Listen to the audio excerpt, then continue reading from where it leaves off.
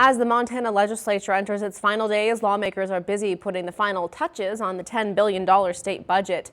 A key element of that process is something called a companion bill, where money or programs are stuffed in at the last minute. As Mike Dennison reports, the process is heavily criticized, but lawmakers are openly addressing the complaints.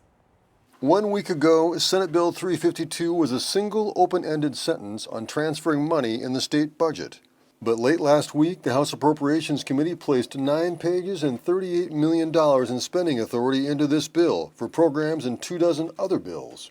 And now SB 352 is going to a 6-member conference committee where it could get changed further as lawmakers hammer out the final budget. That move prompted some words of caution Wednesday on the Senate floor. I get a little nervous for the taxpayers of Montana because I am concerned that they will not have be part of the discussion, quite frankly. Keep your eyes on it. This is when a lot of your bills that may have been met demise, and they may have had a little money in them, this is where we prioritize our session at the very end. Senate Bill 352 is one of several so-called companion bills which are used to tie up loose ends in the overall budget by the end of the session, which could come as early as next week. Most of the spending is in the main budget bill, House Bill 2. But a potential final vote on that bill was delayed Wednesday in the House. House Appropriations Committee Chair Nancy Balance of Hamilton told MTN News she wants to hang on to the bill until she's assured the companion bills cover any spending outside of HB 2.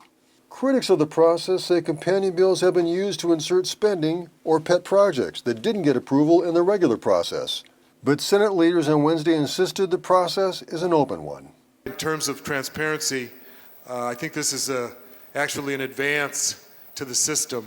Back in the day when just a couple people sat around after House Bill 2 had passed, and they had 2 piles of bills. Ones that were in, ones that were out. The proof will be in the pudding as these bills undergo any last-minute changes in these final days of the session.